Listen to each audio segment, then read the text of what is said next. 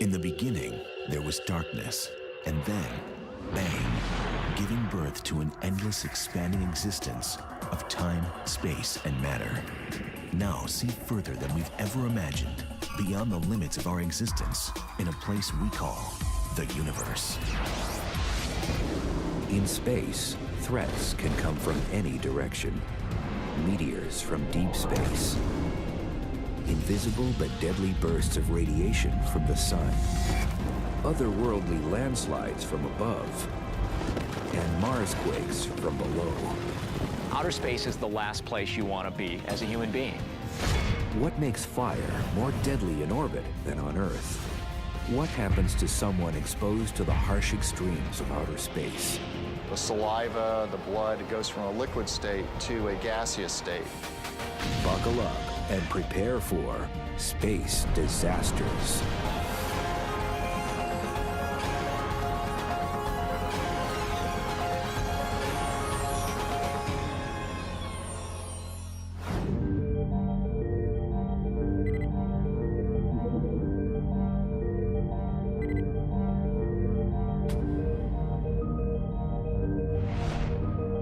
The year is 2030.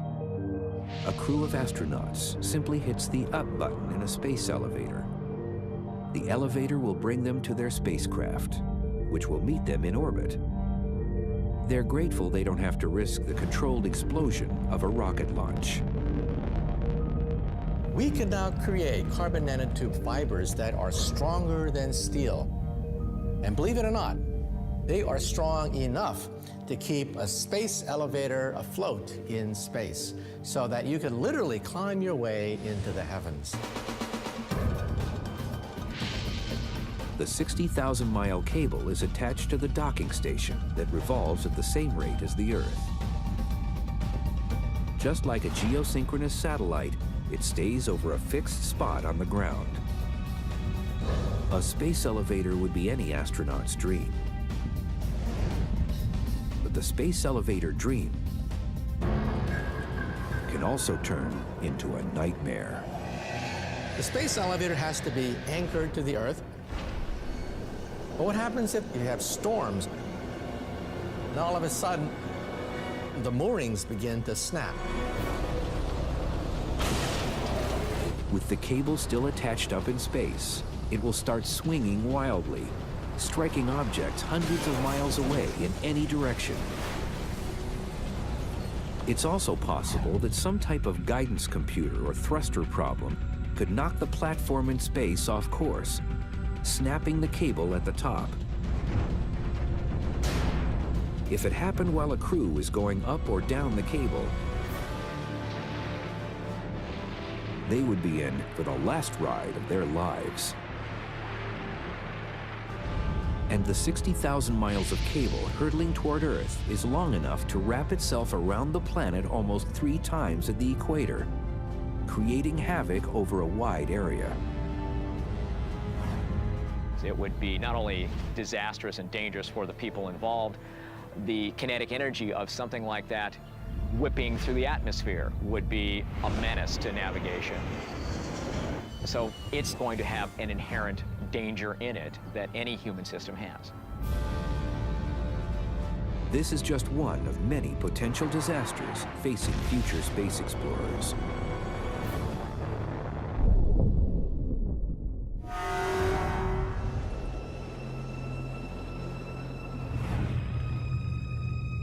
Living in space will also involve grave dangers. Colonies on the Moon or Mars will be faced with threats from all directions, especially above, where sudden spikes of radiation can turn deadly.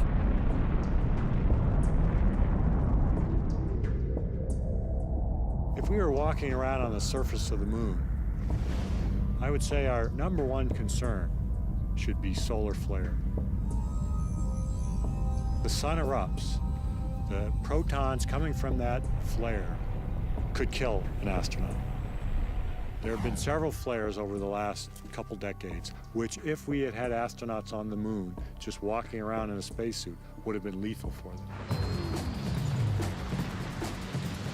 On Earth, we're protected from most radiation. Earth's atmosphere and magnetic field are like a protective fence, letting only a fraction of particles through. On the Moon and Mars, you are directly in the firing line. The Moon has no atmosphere or magnetic field. Mars has very little atmosphere and only weak localized magnetic fields. NASA takes the solar flare threat seriously because it has already come close to killing Apollo astronauts. The Apollo lunar landing crews were quite fortunate.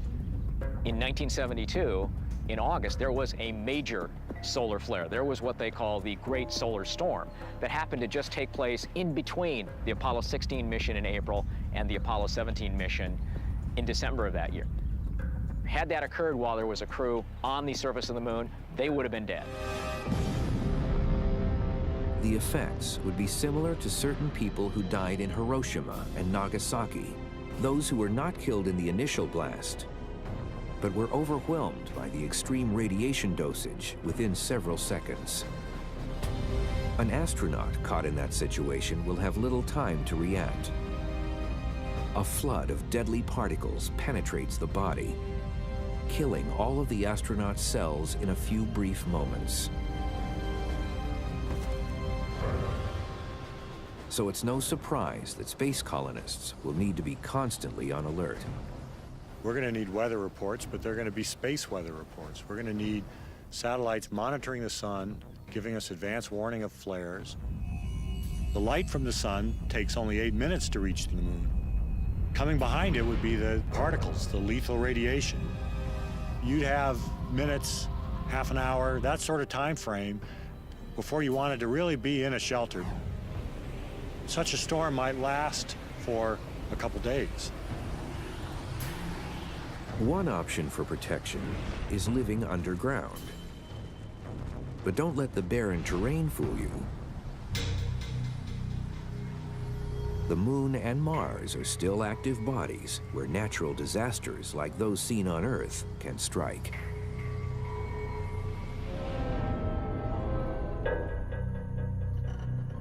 I'm here in the Mojave Desert in a cave created by a lava flow, underneath 5 or 6 feet of rocks. Well, being underground in a cave may be an option for habitation on the Moon or on Mars.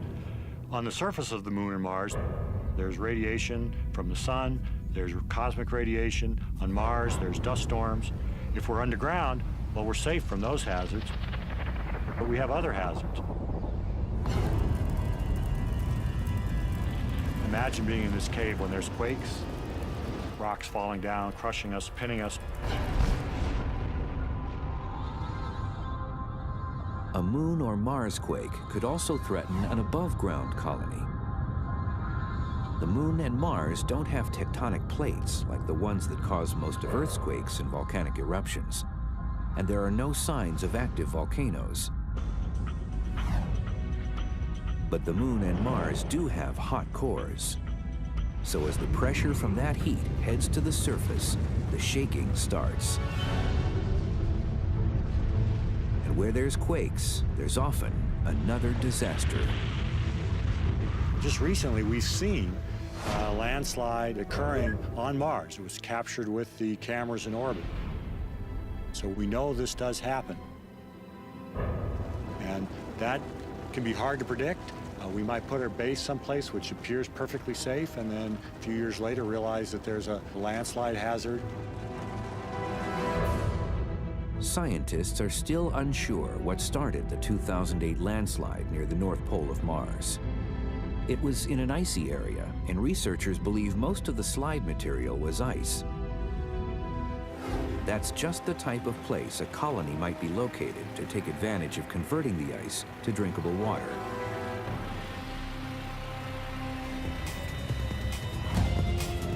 Even a distant quake could still trigger a slide near a colony. But what if a hidden fault line is running right under the buildings?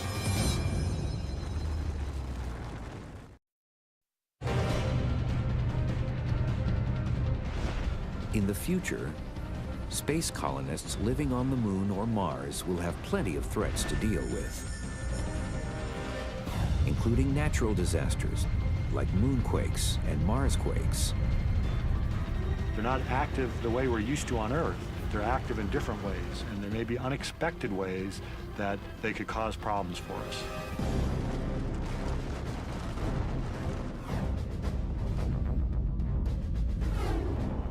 Since our current knowledge of these other worlds has literally only scratched the surface,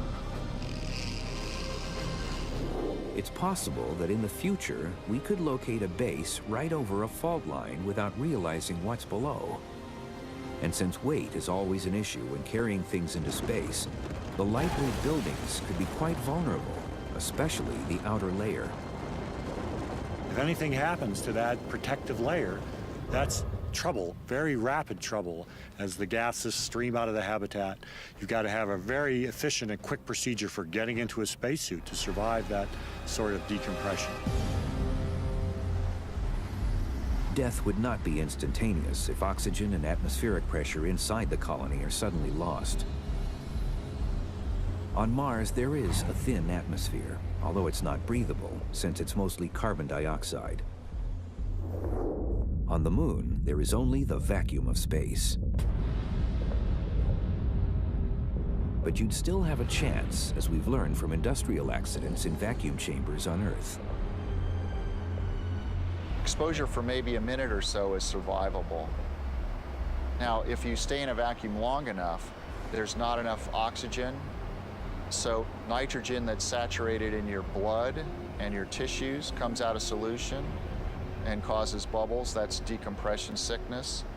And also, if you hold your breath, you can get what they call pulmonary overinflation, and your lung ruptures into your bloodstream, and that's called an embolism. So there's multiple factors that can result in death from exposure to the vacuum of space.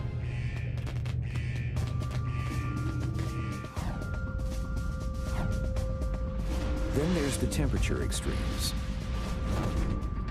Temperatures on the Moon go from a high of about 240 degrees Fahrenheit down to around 290 below. Mars can get just as cold. Although you could get lucky and have a nice 70-degree summer day. But without a breathable atmosphere, going outside without a spacesuit is still a very bad idea. Another thing above-ground space colonists will have to be on the lookout for is meteors. The craters on the Moon tell the story. It's an easy target.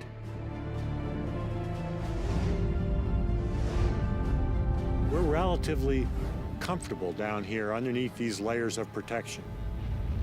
We've got a thick atmosphere which absorbs and burns up meteorites. We go to the Moon, nothing. There's no thick atmosphere. We are exposed to everything that space is throwing at us. We go to Mars, there's a thin atmosphere, but it's not anywhere near as good as the Earth's. Again, we're exposed to what's coming in from space.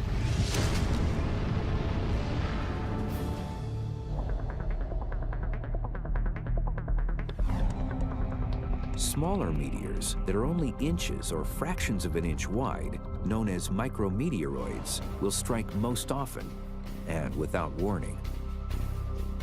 You're walking along the surface of Mars, then something the size of a grain of sand comes slamming into your spacesuit. That's going to be a serious problem. It's going to be a loss of the pressure in the spacesuit. It could mean loss of life of an astronaut. When we have lots of people doing a lot of work on other worlds, eventually that's going to happen. That's the equivalent of a lightning strike, a rare, possibly fatal event. Micrometeoroids could also punch a hole through the wall of a colony building. Like space stations, colonies will probably be built in a series of sections or modules. And just as crews have had to seal off sections of a space station in an emergency, colonists will likely do the same.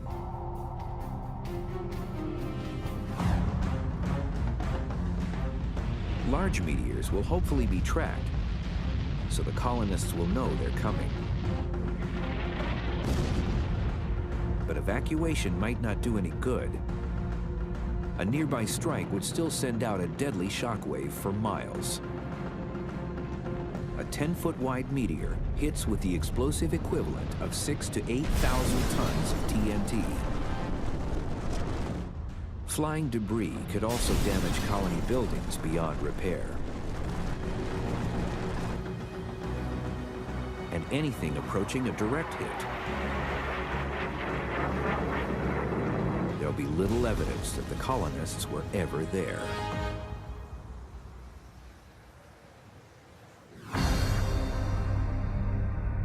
It's unlikely that colonists would live anywhere near one of Mars's volcanoes. And the moon probably hasn't seen volcanic activity in the last few billion years. But even ancient remnants of volcanoes could still cause trouble for crews in vehicles. Both the moon and Mars show evidence of volcanic flows. So we might expect to find there this sort of thing, volcanic caves. Now imagine driving along the surface, come across one of these, you're not expecting it. That could ruin your day, it could ruin your vehicle. You could be at the bottom of this pit without any way to get up. Even worse would be imagining one of these volcanic caves with a thin layer of volcanic rock on top of it.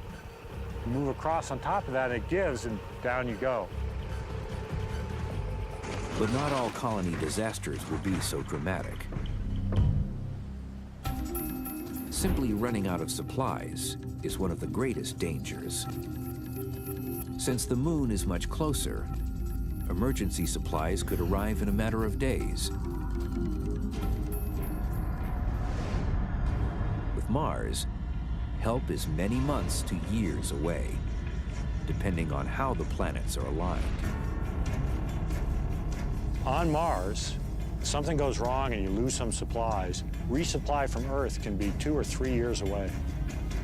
You think you've got enough to last, you lose half of it through an accident, you're dead. It's a real problem. I think that means you're going to have more than what you need. You're going to have enough for 5, 6 years.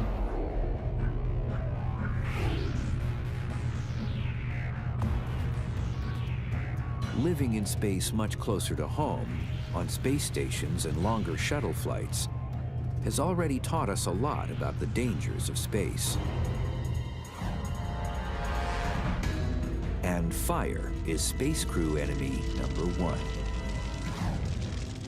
The reason fire is such a threat is because spacecraft traditionally have higher levels of oxygen than the atmosphere, certainly in higher concentrations, under pressure. They're also filled with electronic equipment. Electronic equipment puts out heat, and often there are sparks and arcs. It's a bad combination. Luckily, designers have made it easier for crews to put out fires where all of those miles of wire lurk behind the control panels. This is a mock-up of the Space Shuttle flight deck that we use for training of crews. If you look at the various panels we have, you will see small holes like this at various locations around it. And these are for fire extinguishers, so that if there is a fire behind one of these panels, you can put an extinguisher in there to extinguish the fire. Andrew Thomas knows a thing or two about fires in space. While on the Mir space station in 1998, a fire suddenly broke out. All the smoke was pumped right out into the cabin.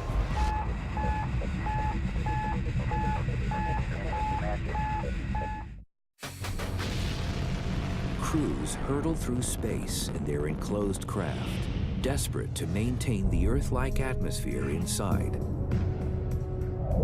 Out here, fire is one of the biggest threats. In 1998, NASA astronaut Andrew Thomas is on board the Mir space station with 2 Russian cosmonauts. Suddenly, a fire breaks out. Ironically, the fire starts while cleaning what's known as an air scrubber, one of the filters designed to remove exhaled carbon dioxide and other toxins from the space crew's environment. All the smoke was pumped right out into the cabin, and so all of a sudden, The cabin in one part of the space station just became thick with a pall of smoke. And of course, all the air handlers then moved all that smoke around the spacecraft. So within about 2 hours, the entire spacecraft was completely filled with smoke. So we had to just wait for the air handlers to scrub all of this contamination out. And that took about 2 days. And we all manifested symptoms of the toxicity of that environment. When there's a lot of carbon monoxide at those levels, you have nausea, a certain amount of confusion, invariably a headache because you're oxygen deprived. It's just a very uncomfortable feeling. The dangers of fire in space go beyond the fact that you can't open a window or call the fire department. Fire actually behaves differently inside a spacecraft in zero gravity. What we are seeing is a candle flame. The bottom one is a candle in normal gravity. And as you can see, the flame moves up because buoyancy pushes the hot gases around the flame up. The top photograph is the same candle, but in the absence of gravity. Columbia Spacecraft Park for the module. A mist burn will be initiated here in about 15 seconds. The hot gases don't move up, and what you have is a spherical flame. There's the flame. So here's the initial light off for combustion module 2. So putting a smoke detector on the ceiling, like we do on Earth, doesn't work in space. Instead, detectors are located next to small suction devices that draw air and any smoke or other toxins toward the detector. To figure out just how dangerous fire is in space, Professor Fernandez-Peyo's team performs experiments in the University of California, Berkeley Combustion Lab and on KC-135 aircraft in short bursts of zero-G. In theory, fires in zero gravity should be less intense because the hot gases don't rise, which means cool air isn't drawn in at the base to keep feeding the flames. But they're finding that the reality inside a spacecraft is more dangerous. Air conditioning systems create small air currents. Those currents bring fresh air, or in this case, fuel, to the fire. At the same time, the low airflow and lack of gravity don't remove the heat as quickly as on Earth. The result? This type of fires are hotter and more dangerous than in normal gravity. And fire is likely to become even more of a safety hazard inside the new NASAs Orion spacecraft being designed to replace the shuttle. What they've decided to do was to reduce the pressure and increase the oxygen. And by doing this, they reduce the preparation time that it takes for the astronauts to go from the vehicle to outside of the vehicle. So what we're doing is we're testing materials at that proposed environment. We've learned that for the environment that they've chosen for the next generation of vehicles, things actually ignite about 20% faster than they would in the current environment.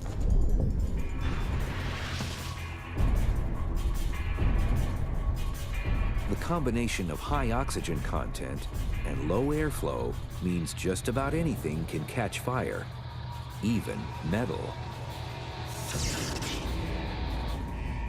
In a worst-case future scenario, a space station crew is unable to quickly extinguish a fire.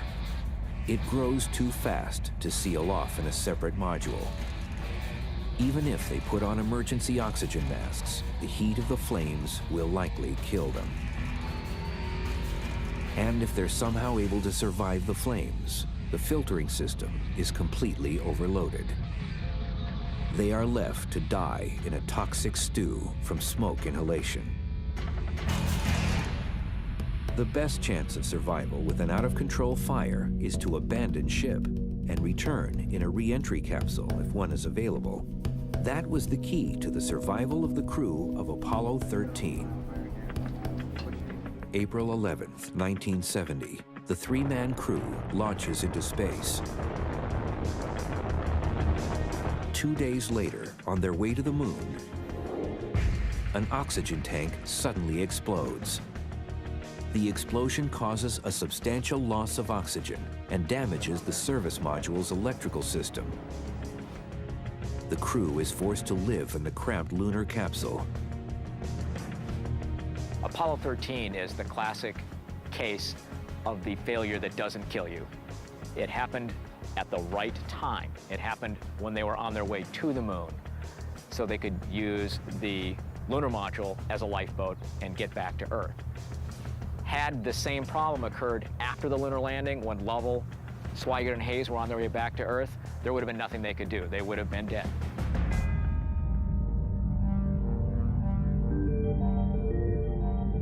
The threat of fire is especially high inside spacesuits. During spacewalks, also known as EVAs or extravehicular activity, the spacesuits need to be kept at low pressures.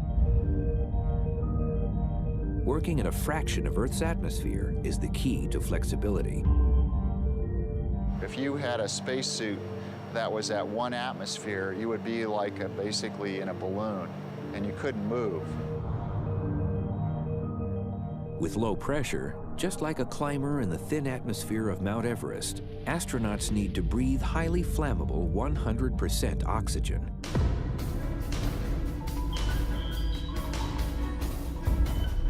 This is an arm from the spacesuit.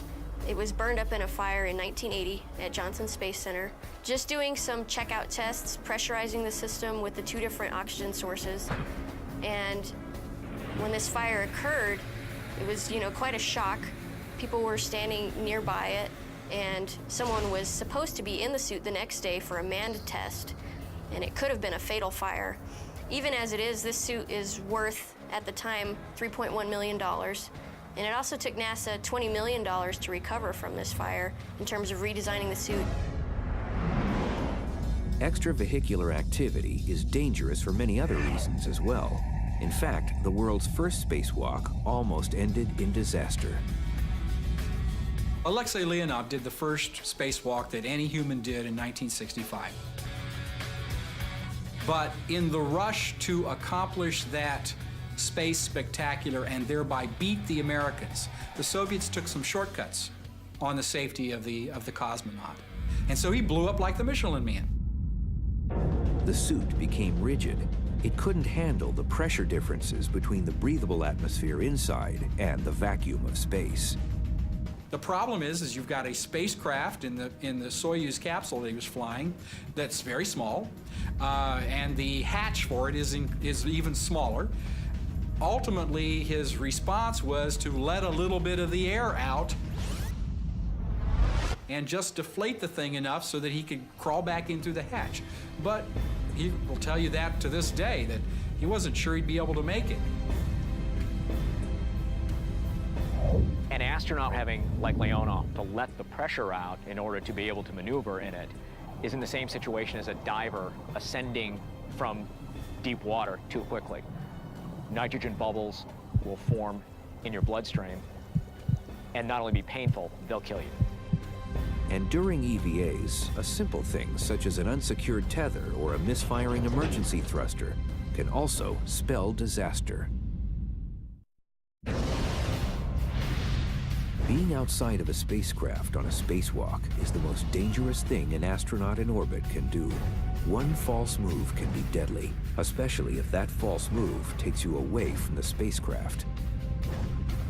There was an instance on one of the Russian space stations, Soyuz, where one of the crew members was not tethered and he was in the airlock area watching the other crew member, and he slowly started to drift out, and the other cosmonaut saw him and grabbed him.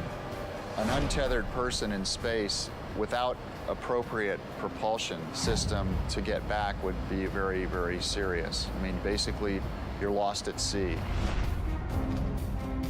Even with a propulsion system, it can fail or run out of its limited propellant supply before the astronaut reaches safety. The astronaut will simply keep floating off into space. The International Space Station is unable to chase someone down, and if the shuttle were docked, it would take too long to undock and mount a rescue. In this nightmare scenario, the astronaut will likely have several hours of oxygen remaining to contemplate the end. As long as the suit is intact, pressure will not be an issue. Either the oxygen will run out, or the system, which removes exhaled carbon dioxide, will stop working. Either way, the astronaut will suffocate and continue floating into the emptiness of space. The same micrometeoroids that can devastate space colonies also pose a lethal threat to spacewalks and entire spacecraft. Plus, in low Earth orbit, these rocky little gremlins have company, space junk. And all of these things are racing around at over 22,000 miles an hour. At these speeds, objects that are only a fraction of an inch wide can be deadly. A micrometeoroid flying through space is a lot like a golf ball flying through the air, with these differences. The micrometeoroid is much, much smaller.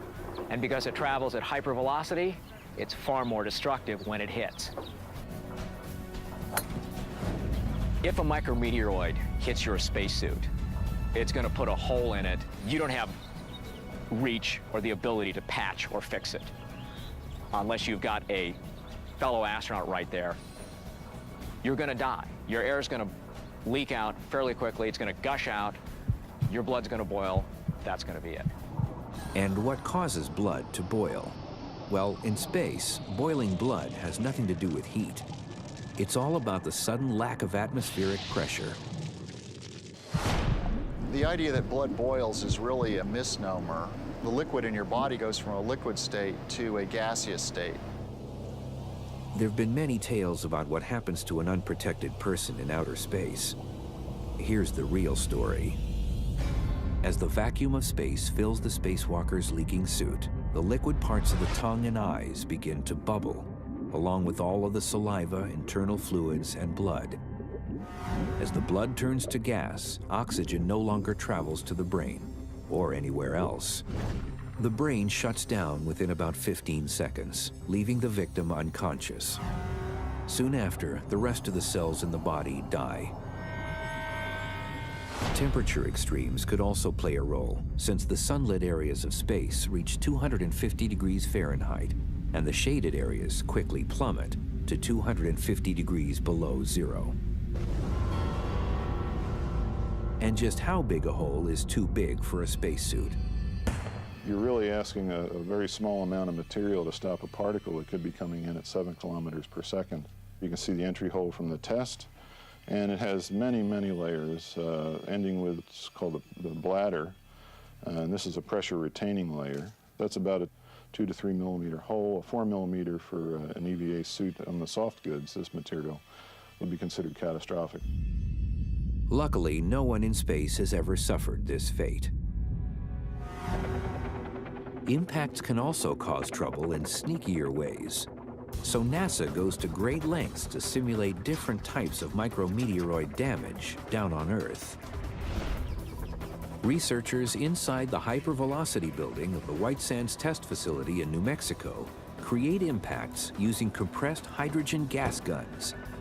These guns definitely bring the heat, shooting objects up to 19,000 miles per hour at shuttle and space station parts to assess the damage.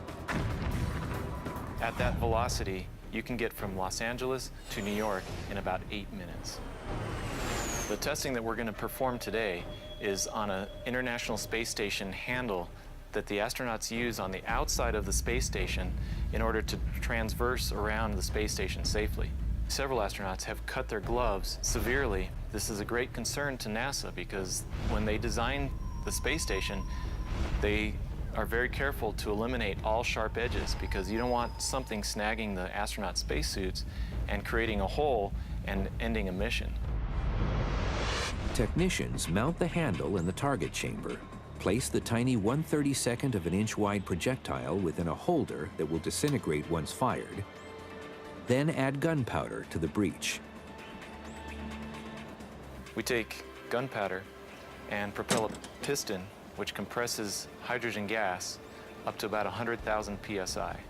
It's that highly compressed gas that accelerates the projectiles from 0 to 19,000 miles per hour.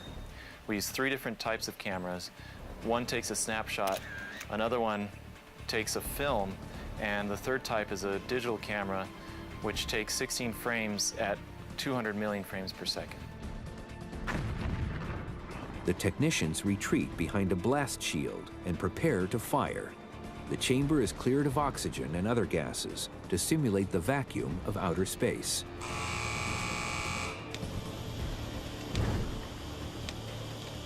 Now, the moment of truth. How much damage did this simulated micrometeoroid cause?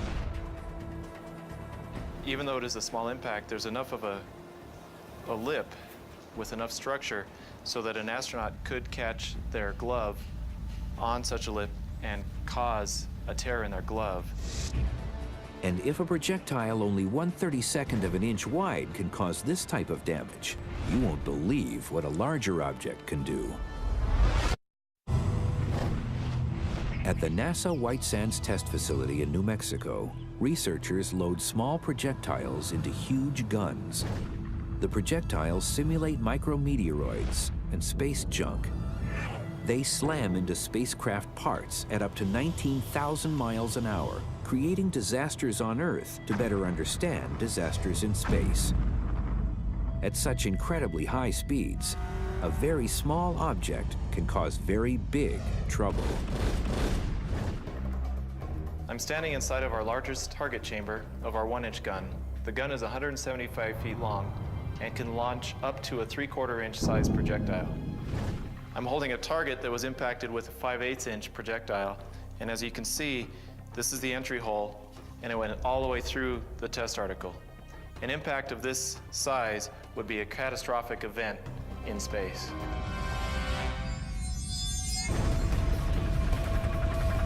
The only hope the International Space Station crew would have for survival is to put on emergency breathing masks and head to the re-entry capsule. An object less than an inch wide would have forced them to abandon this multi-billion-dollar facility. That type of scenario is the reason why crews are constantly adding extra layers of protection to the outside of the space station. For another type of space collision, we have only ourselves to blame. In 1997, a Russian cosmonaut had trouble guiding an unmanned cargo craft to its docking point with the Mir space station. Now, we know in aviation that 70% of the accidents are human-related, so it wouldn't surprise you to think that humans have also a big role in accidents and mishaps in space. The Mir collision actually was because a crew member complained that he wasn't trained enough to do the rendezvous, and the ground control team said, well, you have to do it anyway. The hit occurred and it caused a leak in the cabin pressure, so now they started to lose cabin pressure. And then the space station started to tumble because it was like pool balls. One hits another, it causes it to move. So even a minor thing, just the control of a rendezvous and docking could have almost catastrophic consequence. But the disasters that have happened in space still pale in comparison to the disasters of getting into space and returning. There is a saying that the first 50 miles and the last 50 miles are the most dangerous part of any mission. The 1986 Challenger launch disaster and the 2003 Columbia re-entry tragedy make that clear. But if we're ever going to travel beyond our solar system, we're going to need to move beyond our current rocket technology. One possibility that both thrills and terrifies is known as an antimatter engine. Inside massive particle accelerators, scientists have created minute amounts of antimatter, which is made of atoms that have the opposite charges of normal atoms. So with antimatter, the electrons are positive and the protons are negative. When matter and antimatter come into contact, they annihilate each other, releasing tremendous amounts of energy. Antimatter engines have a 100% conversion rate of matter into energy. Realize that even an atomic bomb is only 1% efficient. Only 1% of the mass of an atomic bomb is converted to energy. In an antimatter engine, We're talking about nearly 100% of the mass converted into energy. It is, for the next century, the propulsion system of choice. But there's a problem. A teaspoon of antimatter might be able to propel us across the solar system. But that same teaspoon also has the power to destroy an entire city. And once a spacecraft is out in deep space, simple accidents can suddenly tip the balance from life to death. As we venture to Mars and beyond, with journeys lasting years at a time, the chances of becoming stranded in space will become much greater. For example, on a flight to Mars, what if a micrometeoroid punches an oxygen tank? What if you just are simply running out of breathable air? There is nothing you can do. You can die graciously is what you can do, however long it takes. Another source of disasters, especially with journeys measured in years, is something that many people overlook. One thing we forget is our fellow man, our fellow astronauts. If you're cooped up in this tiny little space capsule for, let's say, a year at a time going to Mars, or years going into deep space, you can go crazy. You can get claustrophobic. The guy next door could really get on your nerves, and you want to strangle him after a certain point. Although the incidents aren't highly publicized, crew members have had problems getting along in the past with dangerous results. There was at least one Soviet space station crew of the 1970s that didn't get along pretty famously and actually supposedly had a fist fight. These stresses are going to manifest themselves on these long-duration missions. Anybody who thinks they aren't is fooling himself. And to make things even more interesting, Russian cosmonauts supposedly have firearms stowed on board as a precaution after an extremely off-course landing in 1965. The crew landed up in the woods in Siberia and were there for about 3 days. And they had to fight off wolves until they were rescued. After that particular mission, the Soviets decided that they were going to put a sawed-off shotgun in every Soyuz capsule in case something like that happened again. The cosmonauts are now rumored to have handguns stored in emergency kits. But no one is eager to offer any official details of guns in space. And the risk of having a weapon aboard isn't just a concern if tempers flare. There is actually a documented case of a payload specialist who flew on a shuttle flight, whose experiment failed, and he spent his whole life getting this experiment ready. It failed, and he actually talked about killing himself. And the crew themselves actually tried to protect him and guarded the hatch so he wouldn't kill them. Even with all of the space travel lessons learned so far, one thing is clear. Nothing can completely prevent disasters from striking in the future. If we're going to continue human spaceflight, we have to accept the risk because it is a very dangerous occupation. But we have to manage the risk, and that's going to require good technical people and good leadership. But just as surely as disasters will strike, there is another certainty when it comes to manned space exploration. I think we have a gene for exploration, a gene for discovery. Not only is it good for our evolution, because we find new avenues to reproduce and to colonize, but I think it's also inside the spirit of human beings to want to know what's out there. Is it possible to reach areas that we've never been before? And the thrill of being the first person to explore new terrain, that's fantastic.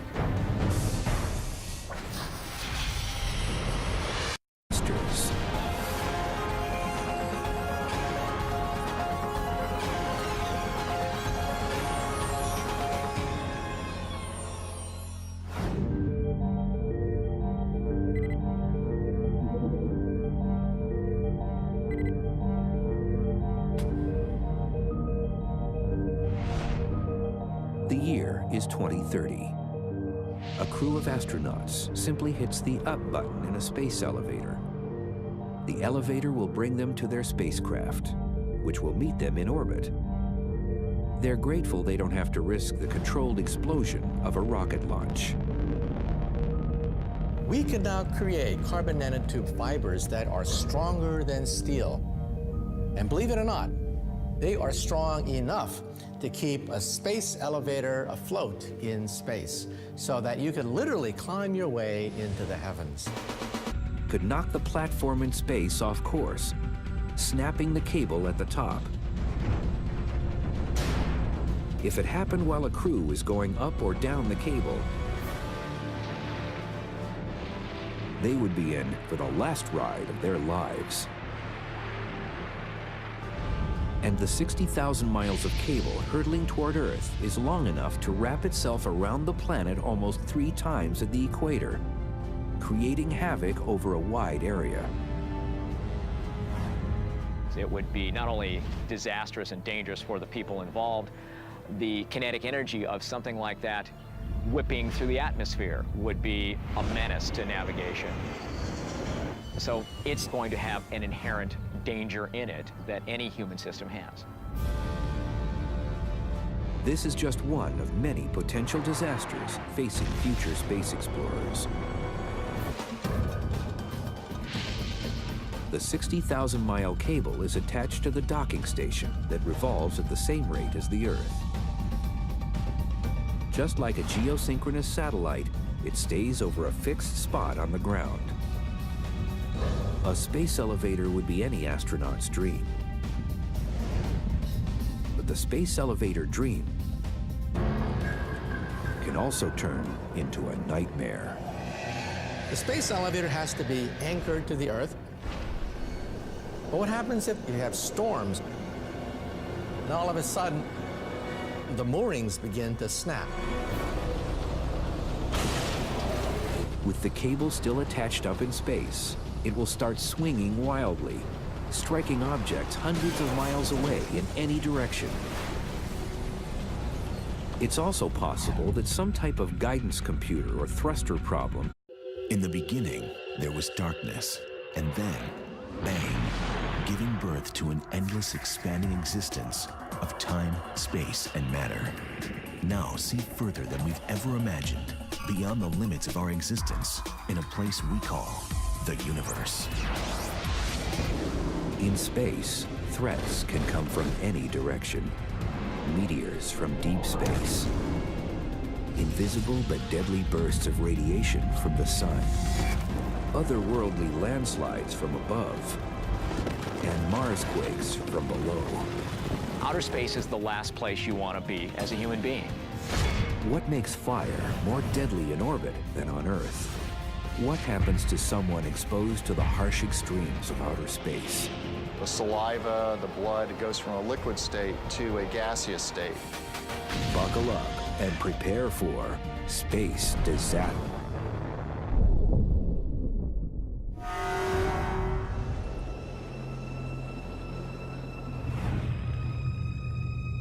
Living in space will also involve grave dangers. Colonies on the Moon or Mars will be faced with threats from all directions, especially above,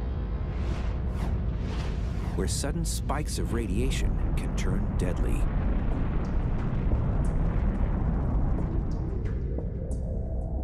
If we were walking around on the surface of the moon, I would say our #1 concern should be solar flare. The sun erupts. The protons coming from that flare could kill an astronaut. There have been several flares over the last couple decades, which if we had had astronauts on the